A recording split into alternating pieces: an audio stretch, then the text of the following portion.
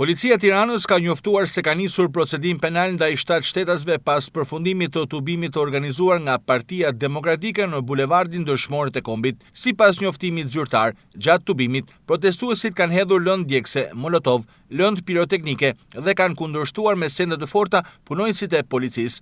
Si pasojë e përplasjeve, 3 efektiv policie janë lënduar. Policia bën me dije se ndaj 6 personave është ngritur procedim për veprat penale, kundërshtimi punojësit të rendit publik, goditje për shkak të detyrës dhe prishja e rendit dhe qetësisë publike. Ndërkohë, deputeti Klevis Balliu po procedohet për veprën penale, organizim dhe pjesëmarrje në grumbullime dhe manifestime të paligjshme. Gjatë veprimeve, policia sekuestroi një molotov, lëndë piroteknike dhe sende të forta. Rreth 2 orë ka zgjatur protesta e 8 kombëtare e Partisë Demokratike. Fillimisht, protestuesit janë dalur para kryeministrisë, ku nuk kanë patur asnjë incident. Për herë të parë nuk janë hedhur flakadan dhe molotov në drejtim të godinës së kryeministrisë.